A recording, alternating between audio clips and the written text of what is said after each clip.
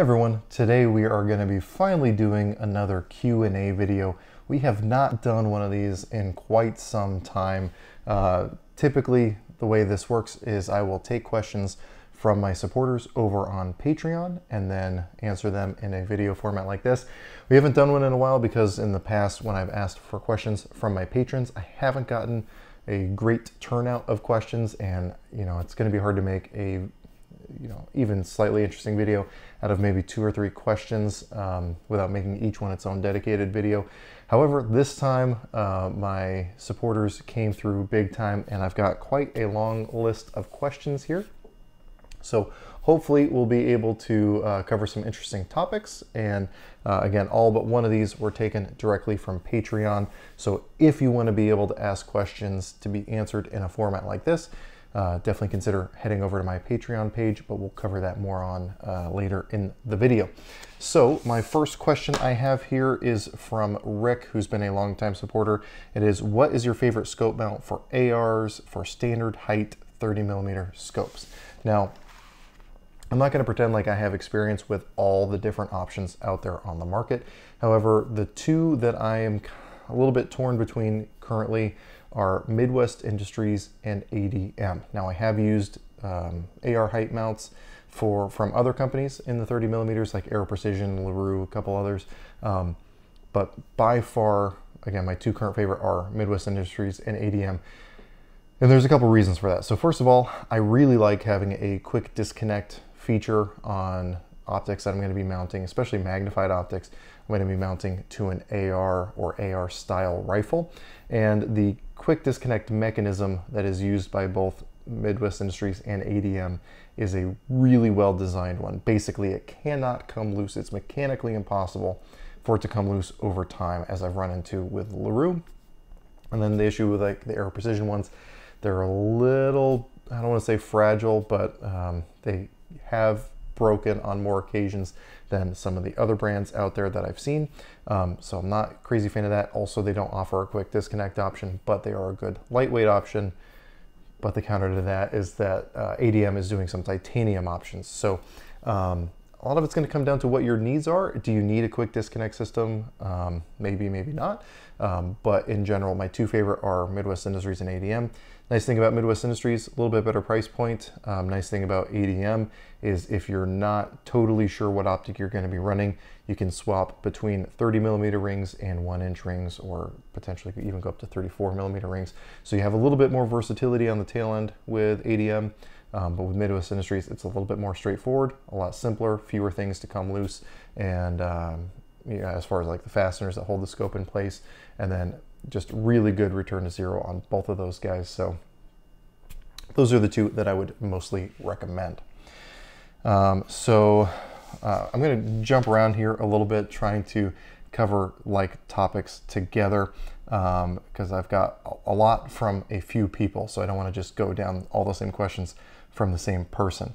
So kind of talking in the accessory world, I have kind of two somewhat similar questions here. First one, again, being from Rick.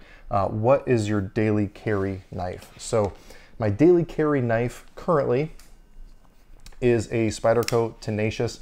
I'm a big fan of the Spyderco knives. I don't know if the lighting is good enough to let this thing come across. Now, while yes, potentially an EDC knife could be used for self-defense, it is far from my first option. As horrible as it would be to get into a gunfight with somebody, I think I would rather get into a gunfight with someone than a knife fight with someone, because I don't think there is such thing as winning a knife fight. It's just who loses the least. So that's not really what my approach is with these. Yes, it is a little bit of a larger knife, but especially where I work at a gun store, when we're receiving in transfers, when we're receiving in product from our distributors, I am cutting open boxes all day long. I'm cutting through boxes a lot. I'm opening packaging a lot. I'm opening ammo boxes a lot because people, for whatever reason, love to look at the ammo before they buy it. And having a pocket knife makes it easier to do that. And I've really grown attached to Spyderco knives over the years.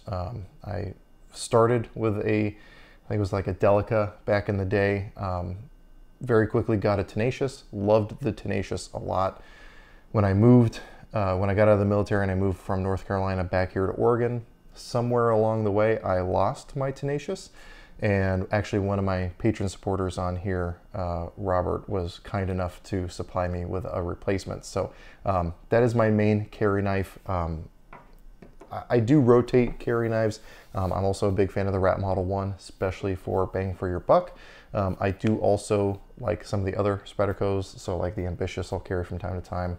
But there's a few knives that make it into my rotation, but more often than not, it's a Spyderco. Also the Spyderco Manix 2 I carry a lot. I just really like them. The blade quality is good, edge retention is good, the ergonomics of them are good. I'm not saying there's not other good ones out there, but that's typically what I'm going to be carrying is a Spyderco knife in my pocket.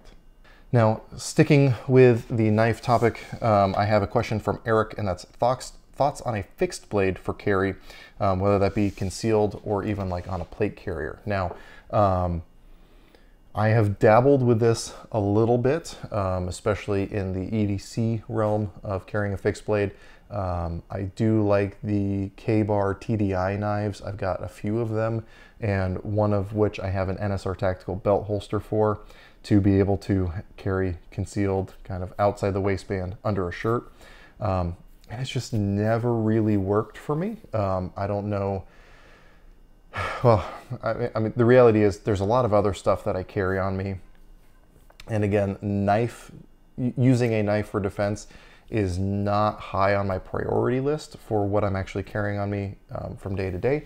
So, you know, between having a spare magazine, my carry pistol on my waistline, medical supplies and everything else, there's not a whole lot of room for one of those TDI fixed blade knives. And it just always seems to, every time I try it, it maybe go 2 or 3 days before I just ditch it again, and then I go a couple years without even thinking about it. So as far as concealed carry, I'm not opposed to it if you find a way that you like to carry. Again, I think the K-Bar TDI knives are good as far as a fixed blade for that, because whatever hand you grab it with and whatever orientation with, you could potentially be effective with it. But it's just not for me. At least I haven't found an elegant enough solution for my day-to-day life that has worked for me.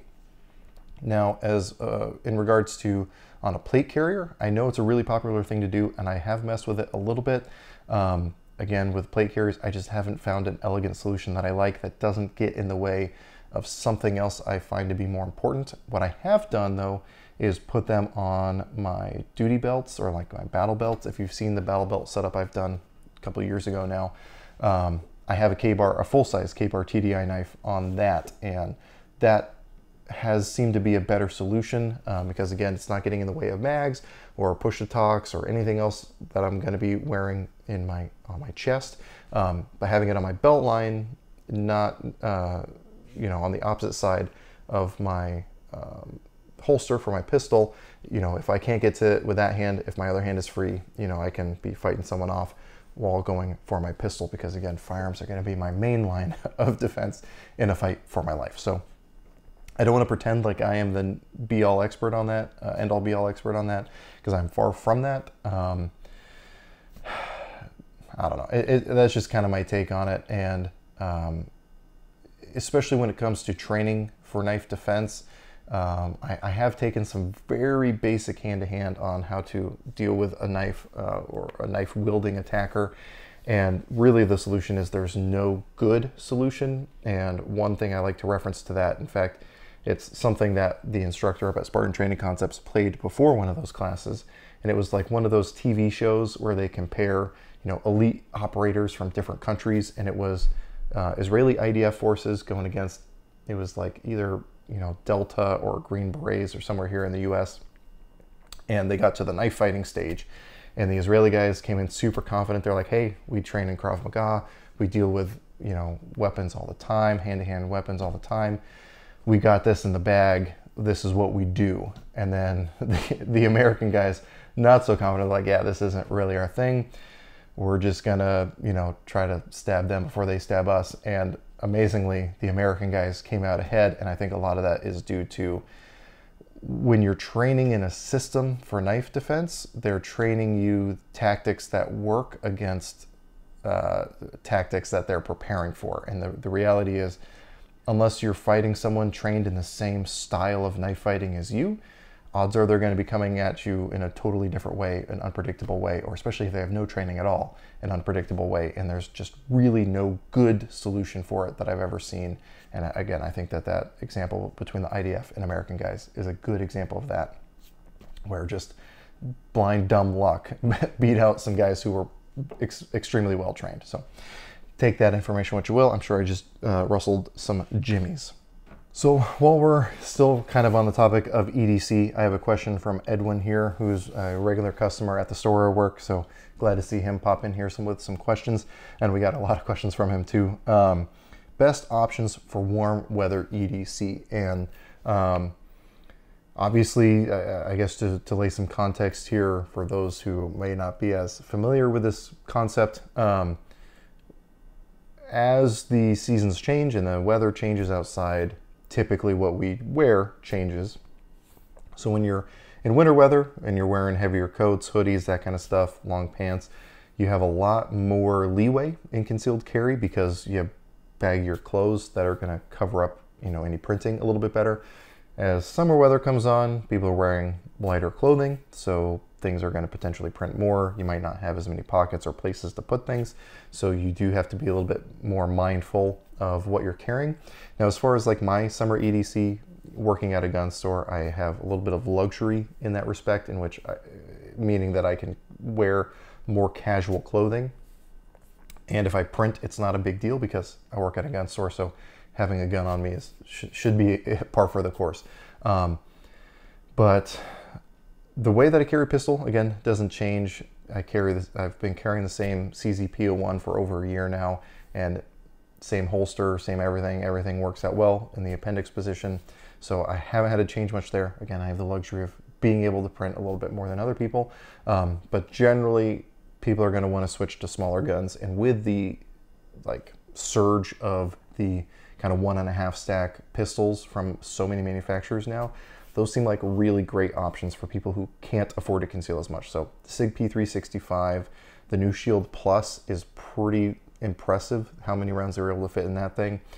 Springfield Hellcat, as much as I hate Springfield, that's an option that I know a lot of people like. The new Ruger Max 9 seems to have some teething issues. I wouldn't be so in a hurry to pick up one of those, but those like 1.5 stack pistols where you're still getting 10 to 13 rounds of 9mm is a really, really good option for when you have to conceal a little bit better. And then typically, make fun of me all you want, but cargo shorts are awesome for EDC. So like on me right now, I have, you know, that well, it's not on me, it's on the table right now, but my Spyderco knife, a mid-sized pistol, I would call it, in the CZ-P01, an extra magazine. I have medical supplies, including a tourniquet and a pressure bandage and some gauze. You know, I've got my keys, my wallet, my phone, everything else that's important. I have a little credentials wallet where I carry my business cards, and all of that I can comfortably carry with a pair of cargo shorts on. Now, this is going to be totally different for the women out there watching, and unfortunately, I don't have a ton of advice for you because I just don't have that experience myself. I know there are better sources for that here on YouTube, so I would encourage you to check that out. But really, as far as summer weather, either cargo shorts, or if they seem to be coming back into fashion, fanny packs are kind of making a resurgence, so that would be a good option as well. I know Kenai Pro Gear has a man-sized fanny pack that might be worth consideration if you're totally willing to rock one of those, because again, you can fit a lot of stuff in there. Again, medical supplies, backup magazines, whatever you want in there, while still not compromising what you actually have with you day to day. Now, kind of still in the topic of gear, I want to address a question from Eric. His question is, with so many people getting into night vision, is it still as viable? I got to do some interpreting here as far as what that question means. And my assumption is, with so many people getting into night vision, is it still the force multiplier that it was, because the likelihood of going up against someone else with night vision is so much higher? And I would say absolutely yes. So hopefully I can articulate why. So I've been obviously working on a night vision series over the almost exactly a year, just over a year now. And you know, I've done videos on my helmet setup, I've done videos on rifle setups or pistol setups, and I have learned a lot in the last year, and I am, again, far from an expert, but I have learned a lot, and I will continue to keep learning, still adding more stuff to my inventory as far as that goes, and adding to my training repertoire. Been looking at taking an actual formal class. Hopefully that'll be happening in this 2021, but we'll see. For those of you who have never used night vision, it is the only superpower you can buy. I don't remember who I heard that from, but it's legitimate. The only regret that I had when I first got my PVS 14 was that I didn't do it sooner. The increase in your capability when you have night vision is truly difficult to articulate. You really have to experience it. You have to get out there in the pitch black and actually shoot under night vision with infrared lasers and everything, where you have effectively no target signature while still maintaining full situational awareness.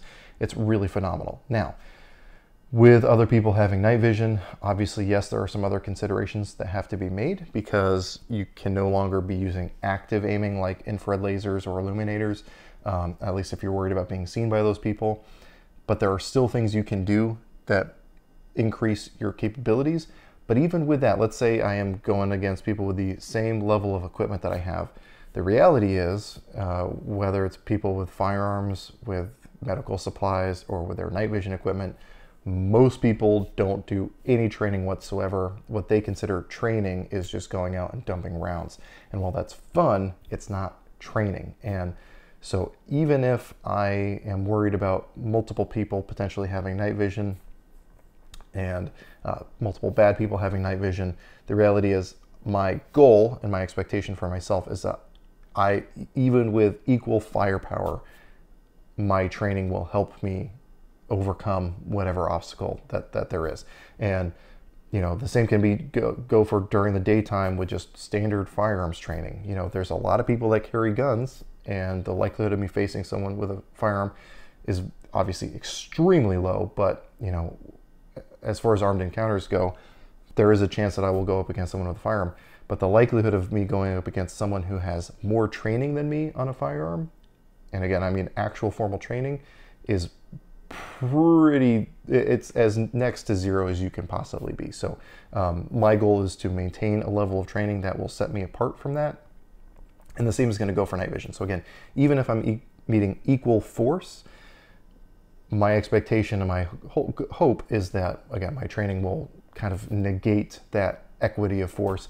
They would have to have a lot higher level of force than I have to be able to overcome that level of training. So again, I think as long as you're taking training and maintaining competency and proficiency with your tools, that it's to me, again, absolutely viable and something you should absolutely 100% be competent in, which, you know, I know Eric, the guy who asked this question, is, and is kind of on that same journey that I am.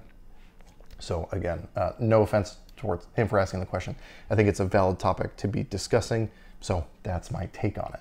So my last question here that's kind of directly gear related is from Matt. And his question is, if running exclusively suppressed, excuse me, depressed, that's Freudian slip, I guess, maybe. If running exclusively suppressed, does 10.5 make more sense than an 11.5? And referring to, I'm assuming 5.56. And so just for means of discussion here, I have what is my current go-to, what will hopefully be my go-to nighttime setup for 5.56. I've already got a 300 blackout that's pretty well set up.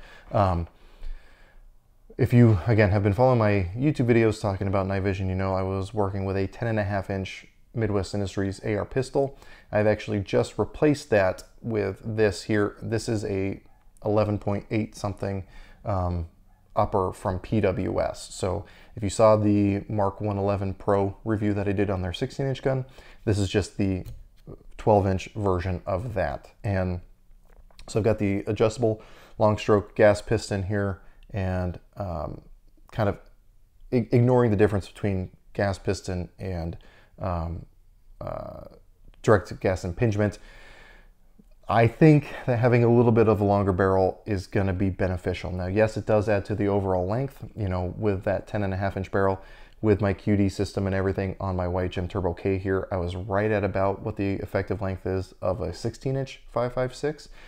while having a suppressor, which is definitely a good thing. However, one thing I'm still dealing with on a shorter barrel is increased muzzle flash, and muzzle flash even still with a suppressor. Now this is one of the older turbo case, so it doesn't have the newly designed flash suppressing end cap, which does make a significant difference. I can speak from direct experience on that, and I actually need to get in contact with YHM, see if we can replace the end cap on this.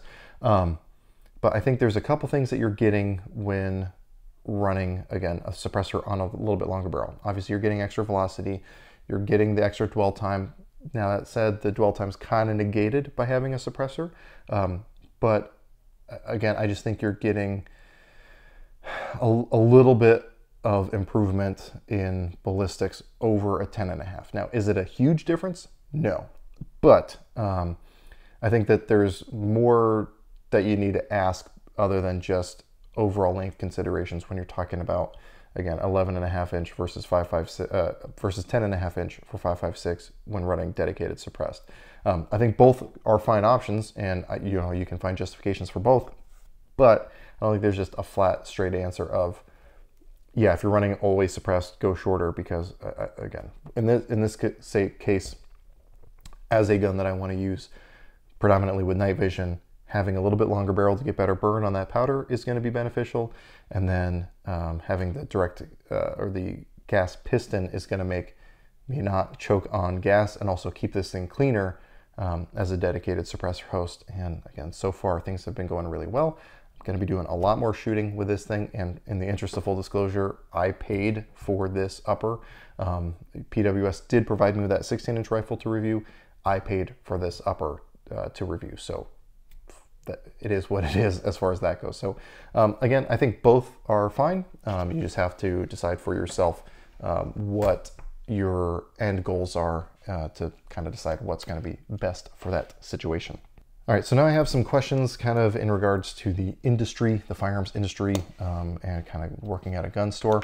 So my first one here is from Rick, and his question is, are we starting to see the rush on ammo slowing down? And are there any signs of this? And I would say no on ammo.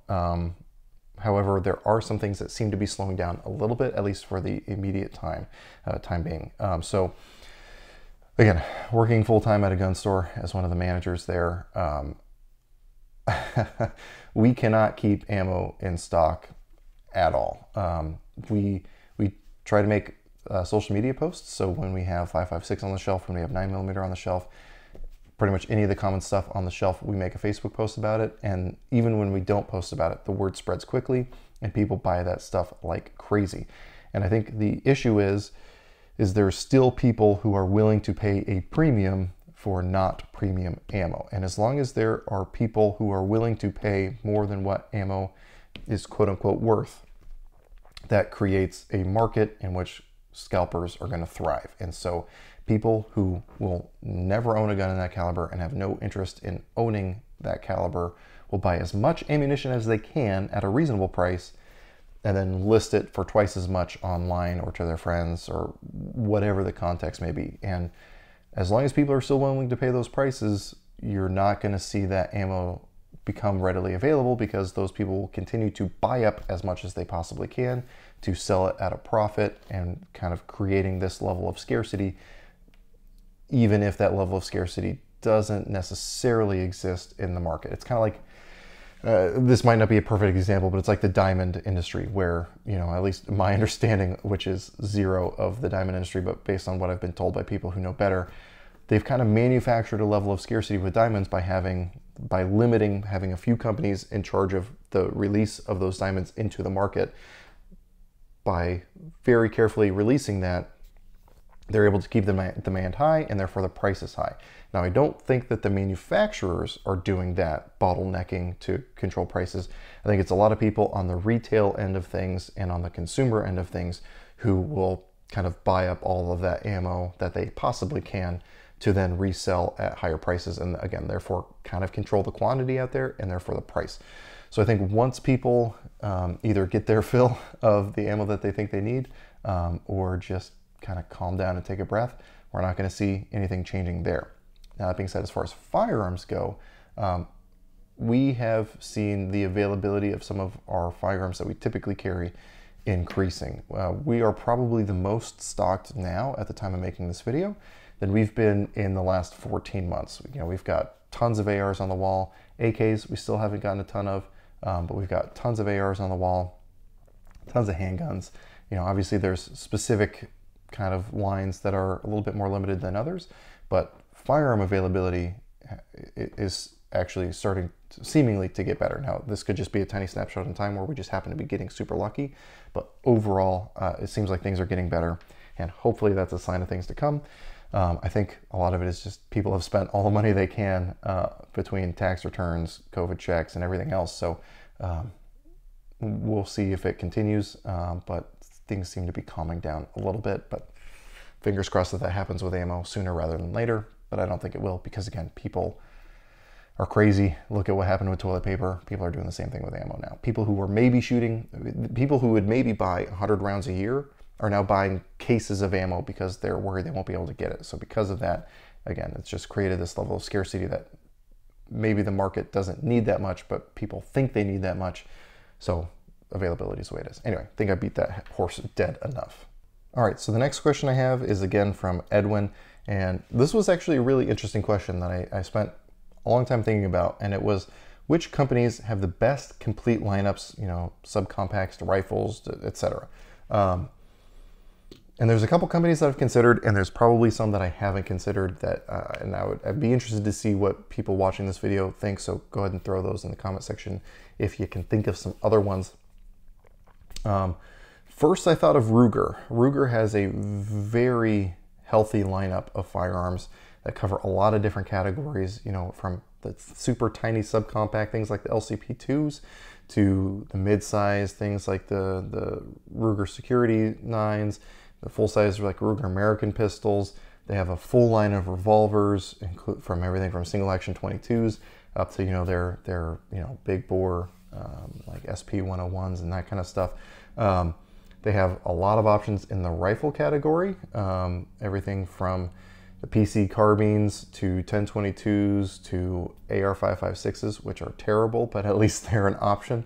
They have the Mini 14s, which are also terrible, but also another option. And they also have a healthy line of bolt-action rifles, like Ruger Americans, Ruger Precision Rifle. They really cover a lot of things.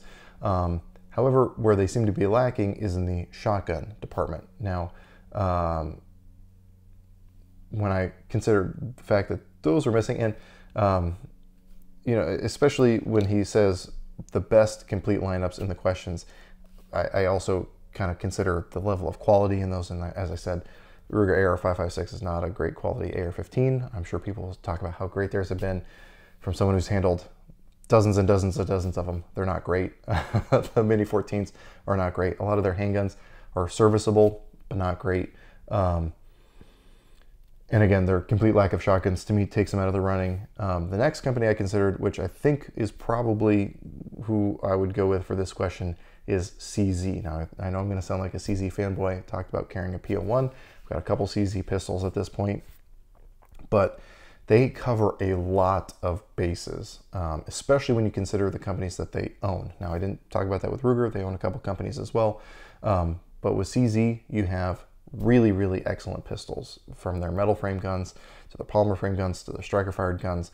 And if you include revolvers, you can kind of, or again, include companies they own, you can go into Dan Wesson with their revolvers. Granted, I haven't seen a Dan Wesson revolver in a long time. The 1911s with the Dan Wessons.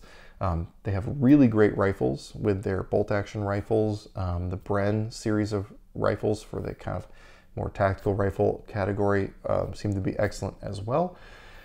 You have lots of options in their shotguns, everything from over-unders to tactical shotguns to you know, bird hunting shotguns. Lots of really good options there. And across the board, the quality on all of those is excellent. Now, there's a couple things that they're lacking in. You know, they don't have a really great subcompact pistol to compare to like the 365 or anything like that. But a really, really good option. And I think another company worth considering with the mention of the 365 is SIG. SIG has a phenomenal lineup of pistols, handguns. They have, you know, CZ has the Scorpion for their subgun style. SIG has the MCX, which is awesome, or excuse me, the MPX. They have the MCX, which is an awesome line of rifles. They have their Tread AR-15 line, which has been, from everything I've seen, really good. Again, lacking on shotguns a little bit, but they have good bolt-action rifles, kind of, with what's been going on with the Cross. But I think CZ probably would be my bet for the company that has the best kind of comprehensive lineup in the market, in my opinion, for what that's worth. Again, definitely let me know if you guys have any other input on that, because I think there would probably be some other good companies that I'm not considering at the moment. So next question, again here from Edwin, is how do high-end companies like Q or Noveske stack up against big brands like Daniel Defense? And again, I have to kind of extrapolate here and what I think he means, and kind of like that boutique AR, high-end boutique AR line that's not necessarily race guns, because there's some of those really crazy expensive ARs that are like race guns, not necessarily duty guns. So my interpretation is he's talking about like actual like using like for self-defense and for duty guns, with companies like Q with their Honey Badgers and their Fixes and everything like that, or Noveske stack up against Daniel Defense. And I think, I guess I should also state my biases here. Daniel Defense makes good guns. I think they really legitimately make good guns. However, for a long time, since way before COVID panic prices, I have thought that the Daniel Defense guns are overpriced for what you're getting. You're getting great quality, but kind of my litmus test is, are you paying more than you would for a BCM? Because anything that you're paying more over a BCM to me is, unless you're getting something really like solid, like ambidextrous features on an LWRC or something like that, you're just kind of throwing your money away, unless you like have a certain thing you love. So Daniel Defense makes really good stuff, but I think when you're going to a company like Q, you're getting a very specific niche item that is serving a very specific role, whereas companies like Daniel Defense are building more general purpose fighting rifles. And then when you're talking about Noveske, I'm probably not the best person to ask about Noveske, because I don't have a lot. They're here in Oregon, but I don't interact with them literally at all. I've talked to a couple of the guys at a couple trade shows, but I can guarantee they wouldn't be able to pick me out of a lineup, and I wouldn't be able to pick them out of a lineup either. But from talking to my friends who run Noveskes, all of them have said that after John Noveske passed away, things have never been quite the same. And you also have to consider, when John Noveske was making guns, at that time in the market was not what it is today. So there weren't a lot of people making really, really great purpose-built duty AR-15s for civilians. You know, Colt was out there, Bushmaster was out there, but there weren't a lot of these like small custom shops making extremely good guns. And the guns that came out from that time period are phenomenal. I've had a chance to shoot with some of them, and again, I have friends who run them. But ever since then, again, this probably is not a fair assessment, but this is just my assessment that I have based on what I've seen. Again, you're just kind of paying a lot for a name, and again, the quality is there. They seem to be decent, but bang for your buck just doesn't seem to be there. It seems like you're paying a lot for that little Maltese cross on the receiver, and you know, you could probably get the same level of quality again out of a company like BCM, or again, even Daniel Defense in this case, or PWS, or a lot of the other companies out there. So again, probably not a fair assessment, but that people want my opinion, and that's kind of what my take is on it. So Daniel Defense, again, makes good general purpose stuff, but companies like Q or Noveske seem to be doing the more niche stuff, with like the Ghetto Blaster from Noveske and some of those. So again, hopefully I didn't, again, anger too many people with that, but here we are. Now, one more from Edwin here in regards to kind of questions about the industry. Best way to sell/trade guns, best investment guns, insider tips from working behind the counter, as to my perspective on these. So best way to sell guns is going to depend on what kind it is and what you're looking to get for it. So the simplest way is to go to a gun store and let them kind of take care of all the paperwork, the process of finding a new buyer, background checks, all that stuff. But it's also the way that you're going to make the least amount for it. So you have places like Arms List, which will let you do postings. You can go on forums and do postings, especially forums that don't charge you to make postings is probably a good thing. I know a lot of people got upset that Arms List started charging people to make postings. However, it also seems to have gotten rid of a lot of the, separated the wheat from the chaff, so to speak, so you don't get a bunch of just nonsense postings. When you make people pay to post stuff there, people are going to be a little bit more, what's the word I want to use? Intentional with what they're doing, I guess, for lack of a better word. So finding a private seller or private buyer is always going to be the way you're going to get the most. Now, if you're talking about something super rare and eclectic, a place like an auction house might be the place to go, because the people who are looking for those weird eclectic items, or maybe have the pocketbook to buy one of those weird eclectic items, are going to be at a place like that. They might not be at your local gun store, because you usually can do things like consigning at a local gun store as well. But that process can always be lengthy and messy depending on where you go. I've had good experiences with consigning. I've had bad experiences with consigning. So finding a private buyer is always going to be the easiest way to go. You can do things like gun broker. They're going to take a percentage, and then you also have to worry about shipping it. That may or may not be an issue for you, but if you can find a private buyer, that's always the best thing to do. As far as things to invest in, it seems like the best thing you can invest in at any given time is milsurp guns. They consistently go up and up and up and up in value, and kind of regardless of what the rest of the market is doing, they consistently go up. So like, while AR-15s are pretty inflated right now, eventually that price will settle back down. And so if you bought an AR 6 months ago in the height of the COVID panic, and you go to sell that in a year from now, you're not going to get close to what you paid for it. Whereas milsurps, again, have consistently gone up and up and up and up.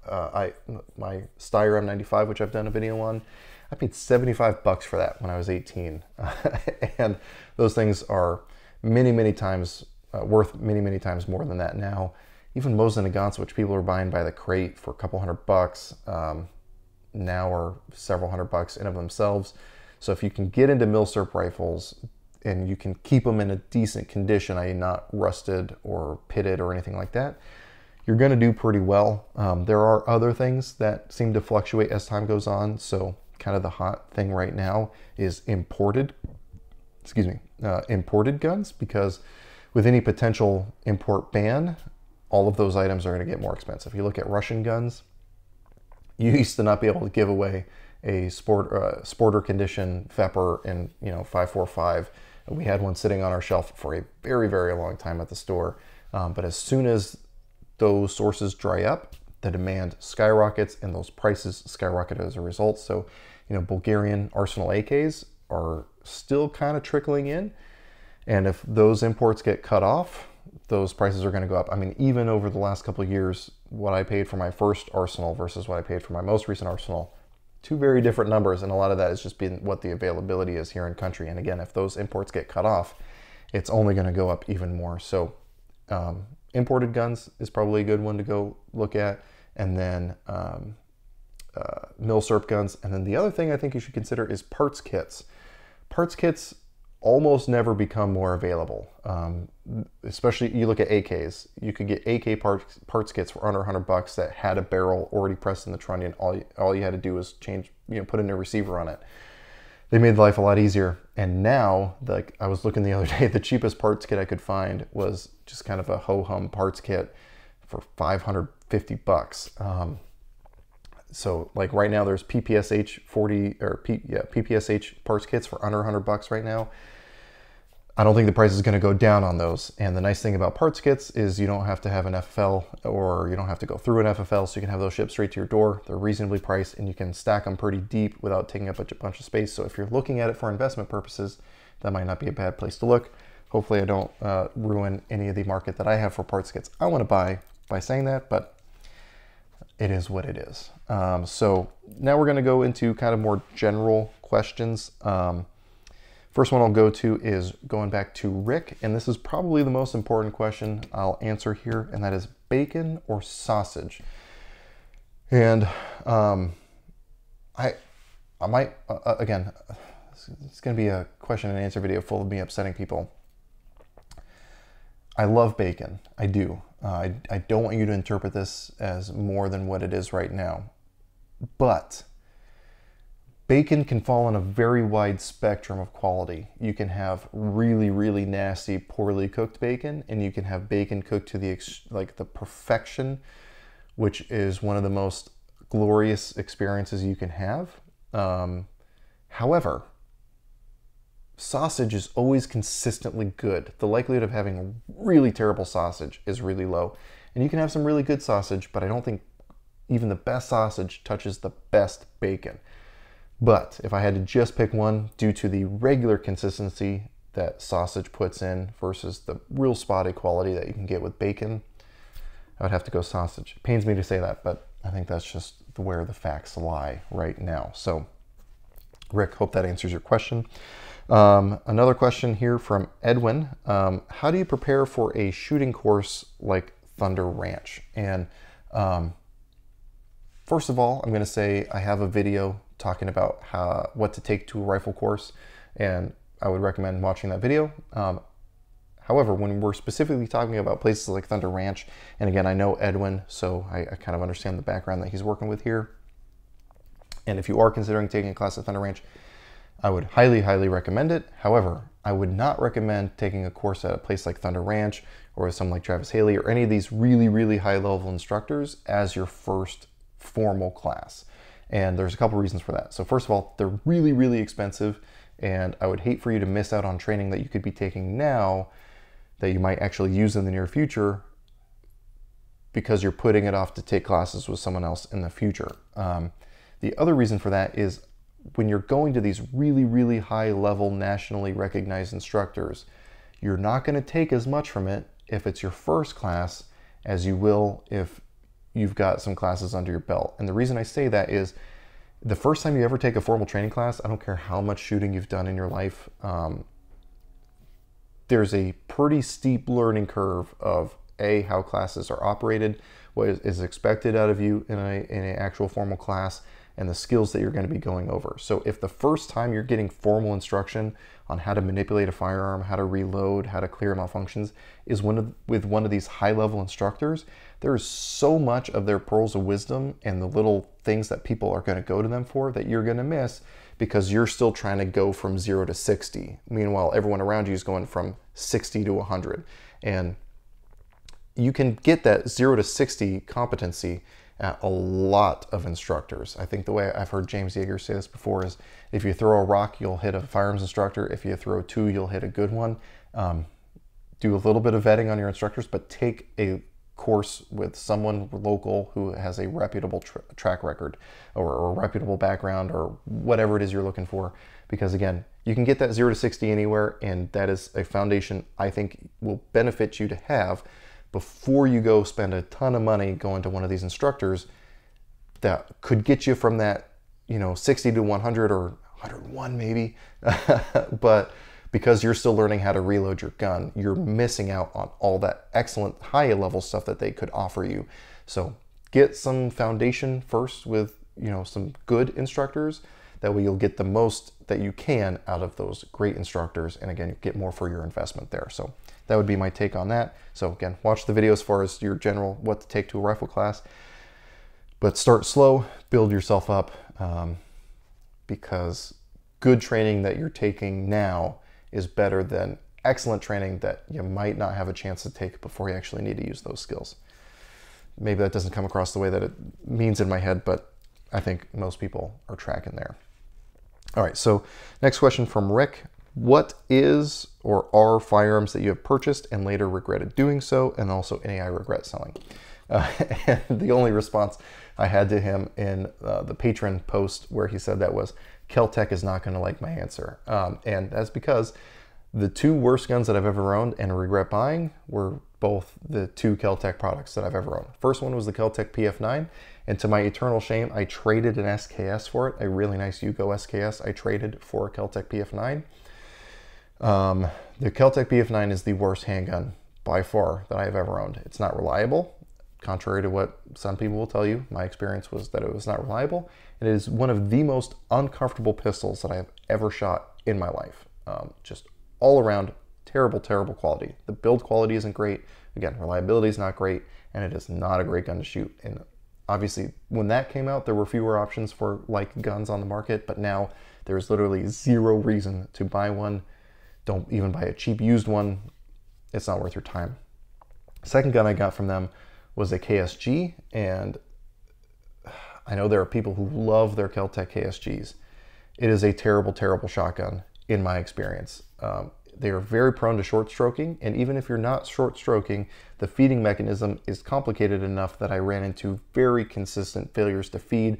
Rounds would jump around inside that feeding area, and there are people who have severely injured themselves because of parts breakages on those. It's just not worth it.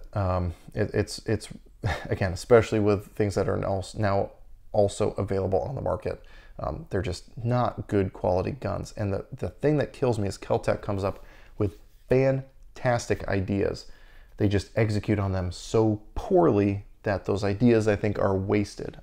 Things like the RDB, I think, is a really cool design. I just won't ever invest in one because I don't want to waste my money on it. Things like the RFB are really cool. Things like the CMR30, I've used CMR30, thank God I didn't pay for it, was not reliable. CP33, I think it's a cool design, but I will never buy one. The new P50, I hope they figured it out because that's a cool design, albeit you can't find 5.7 ammo, but I just have almost no confidence in them as a company anymore. And it kills me because, again, I think they have really great ideas and I think there's good people over there. They just can't execute on their ideas in a way that I find satisfactory. So anyway, and then as far as any that I've regretted selling, there's a couple that come to mind. What I typically try to do is when I sell a gun, I try to sell it to someone that I know so that I at least have visitation rights or maybe can convince them to let me buy it back from them at some point. However, one that I did sell that I do regret selling, again, in addition to the SKS that I traded for a PF9, I had a Remington R1 1911 that I got when I was stationed in North Carolina.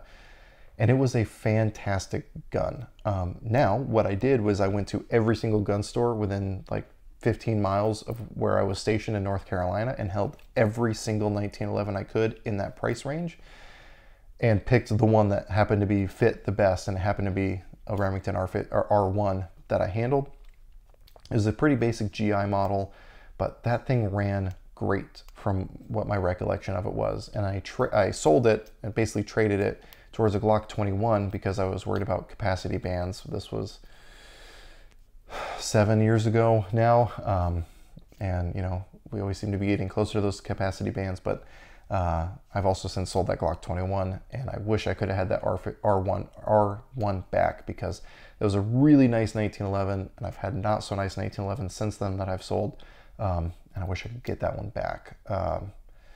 I'm not saying that all the R1s are great, but that one specifically was really nice, and I wish I hadn't sold it. And I'll maybe get another one at some point. Remington right now is in flux, so maybe not anytime soon, but it's something I would like to do. That's kind of the one that sticks out to me the most, again, for what that's worth. Again, from Rick, kind of in the same vein, what is your holy grail handgun / rifle? And I thought a lot about this one, and this is kind of one of those questions where my answer might fluctuate depending on when you ask me. And I think I've actually answered this question before, and I probably gave different answers, but my Grail handgun, I think, would be a actual Browning or Belgian Browning high power. I just think the high powers are gorgeous. Now, I haven't shot one, and I've heard from some people whose opinions I trust that the high power is not as great as people remember them to be. However, they're just like one of the most photogenic pistols ever made. And I think especially for the era in which they were made, were fantastic pistols from a design standpoint, feature standpoint, and what they brought to the table compared to what was available in the market at the time. So an actual FN Browning high power would probably be like one of my holy grail pistols. As far as rifles, this one has been a lot harder for me to determine because there's a lot of really great rifles that I wouldn't mind owning at some point in the future. I think as far as like a Holy Grail rifle, I think it would either be like a legit, go back to FN here, but FAL, FN FAL, or kind of more in the milsurp world, a Swiss K31. The Swiss rifles have always been awesome, and I totally missed the boat, again, going back to milsurps only going up in value. They were extremely reasonably priced for a long time, and I totally missed the boat on it, and I would definitely like to own one at some point. The issue is the ammo around those have also dried up. Probably not going to get available anytime soon, but that's something I would like to own. There's, again, probably others that I'm probably not thinking of now, but that's my answer as of this moment in time. So 2 more things here. First of all, we have Eric, and his question is, do you have a daily workout routine? And yes and no. I try to exercise at least a little bit, anywhere from 4 to 5 days a week, and that can be as little as 5 to 10 minutes doing like kettlebell swings or push-ups or sit-ups. Like this morning I did some push-ups, sit-ups, and like lower back exercises, so nothing too crazy. I've been integrating kettlebells more and more into my workouts because I enjoy them, and I like the difference from what I've done in the past. But I typically don't do anything too hardcore, and it's usually all at home, so I don't go too crazy with it. The thing for me is consistency, so at least doing it, again, 4 to 5 days a week, even if it's only for 10 minutes. If I can be doing it for 45 minutes to an hour, great. But if I can just get a couple reps in, to me, that's better than nothing. It is legitimately better than nothing. And I think that it's going to be beneficial to you in the long run if you can keep that consistency up. So do I have a daily routine workout? Not necessarily, but I do try to do so if I'm doing, say, 4 days a week, I'll do, 2 muscle groups one day, 2 muscle groups the next day, 2 muscle groups the next day, 2 muscle groups the next day, give myself a couple rest days, and then start that cycle over so that I'm not hitting the same muscle groups too much in 1 week. And then also allow myself to recover properly. And then every couple weeks I'll change up what those exercises are, what those muscle group combinations are, just to keep things fresh. I'm not an expert when it comes to exercising. I do it, but I don't want to give too much advice on it because, again, I'm not an expert in that realm.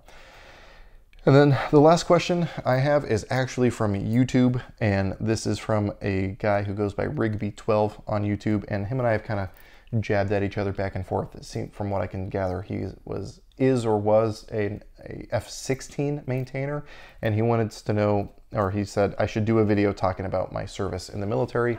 I told him that I don't think it would make for a great standalone video because there's not much to talk about, but I figured I'd roll it into a Q&A video. And since I've never really talked in depth about my military service, I don't typically wear it on my sleeve too much.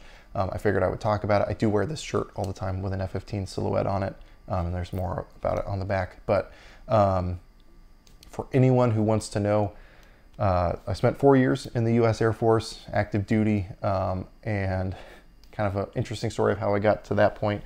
Hopefully I might have to cut in here because my camera battery only works for 30 minutes at a time, or my camera recording only works for 30 minutes at a time. So if there's a weird jump in here, I apologize.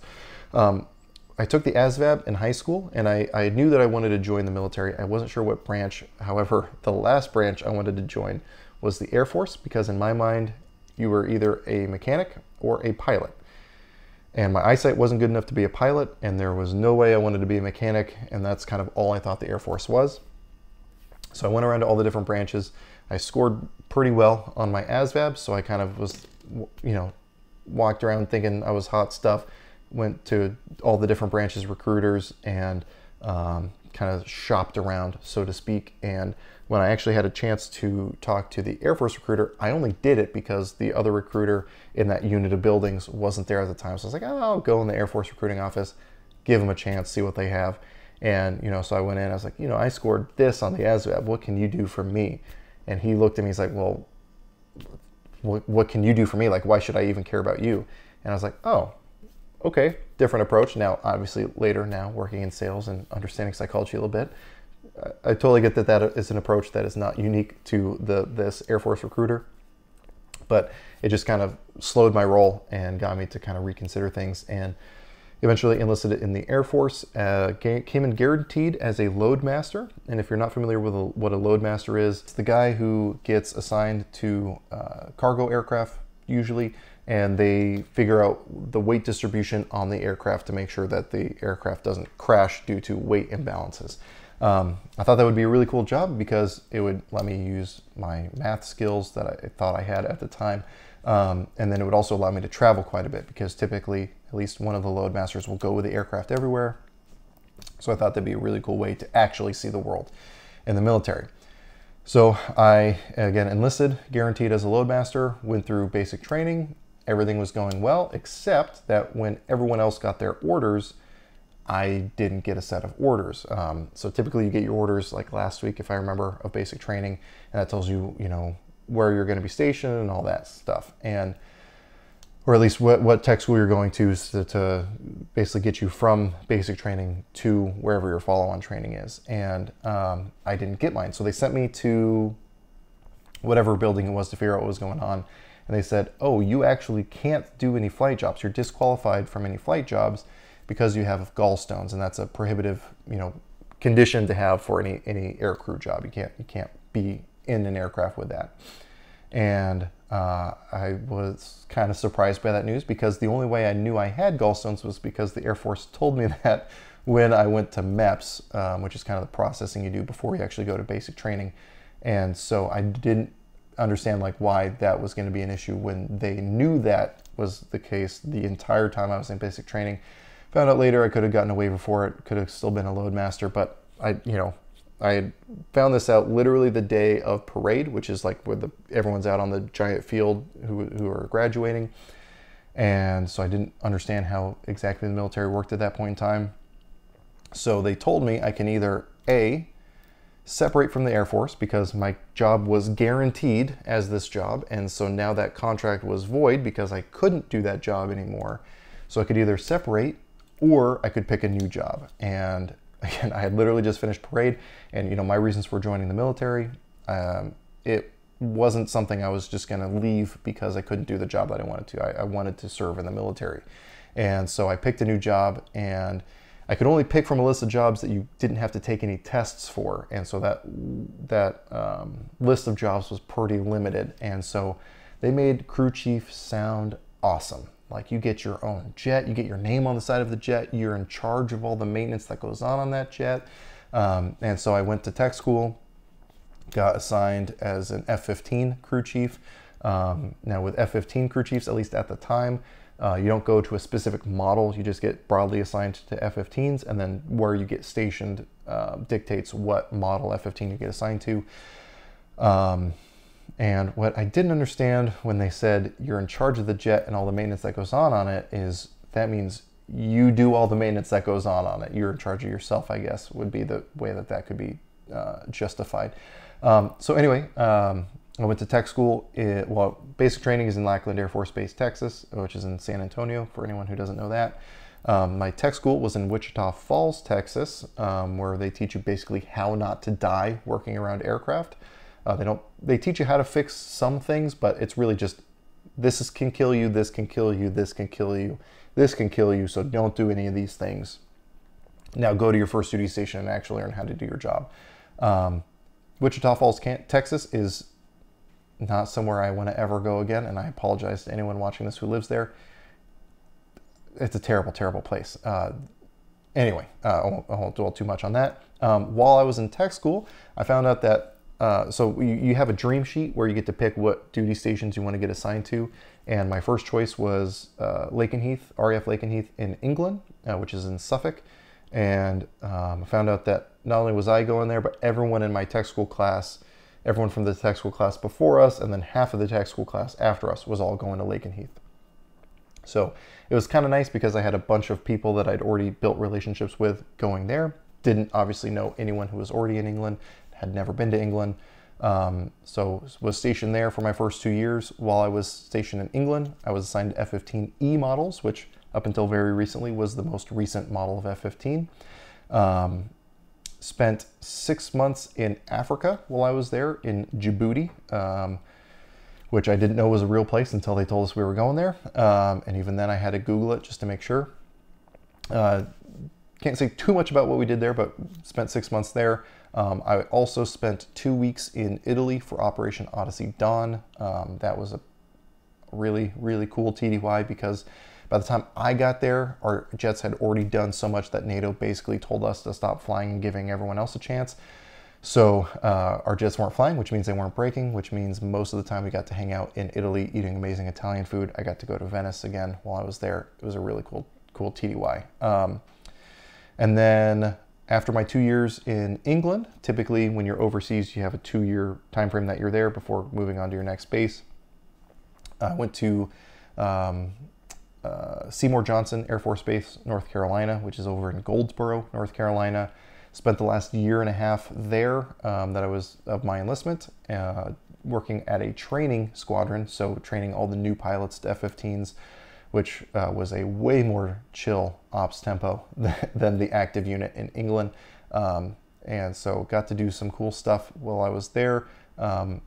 Mostly, it seems like most of the time I was teaching other guys how to do stuff that I had learned.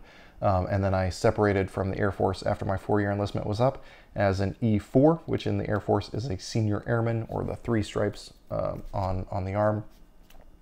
You know, got my honorable discharge and then drove all the way back here to Oregon. So nothing too exciting there, but I know people were probably curious about that. Again, I don't talk about it a lot because there's not much to talk about. As far as how that integrates to firearms, it is 0. I handled a live firearm in uniform twice, unless you include handling the equipment of our pilots while we were deployed in Africa, because they have M9, at the time had M9 pistols on their web gear. So the only time I actually fired and handled live firearms in uniform was twice, and that was to do qualifications in basic training and then again before deploying to Africa.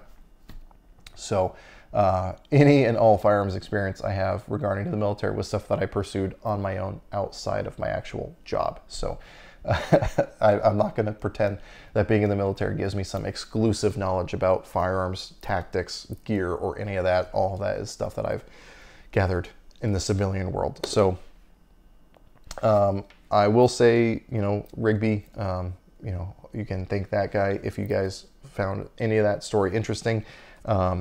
And also you can give him crap for working on F-16s, which we affectionately refer to in the F-15 world as lawn darts. Hopefully you can figure out why that is, but I won't articulate that here. So again, I want to say thanks to all my patrons for asking some questions. I had some really interesting and thought-provoking questions in this that actually, you know, I had to think quite a bit about, so I appreciate that. This one went on a lot longer than the previous ones because I actually had, again, a decent amount of questions here. So if you want to get in on asking questions like this to be answered in a format like this, definitely go over to Patreon. I try to do everything I can to return the favor to the people who are paying to support this channel. We do exclusive content over there. We do live streams where I also answer questions. We do a Discord server where, again, you can ask questions and have more like direct interaction with me as well. We post all our content over there early, so if any of that stuff sounds interesting, or you just want to financially support the channel, definitely head over there. It's a really small community of guys over there, mostly guys. There are some girls over there as well, and I really appreciate what they're doing because even, you know, I think there's less than 20 of us over there right now. I think 19 is my current count of patrons. It really does make a big difference in what we're able to do on this channel. So I really, really do appreciate it. And again, if you want to get in on these questions, definitely head over there. And there was a lot that we talked about that I, again, want to hear your guys' opinions on. So if you have any questions, comments, or concerns, you can throw that in the comment section down below. But anyway, with all that being said, as always, I hope you got something out of this video, and I really appreciate you watching.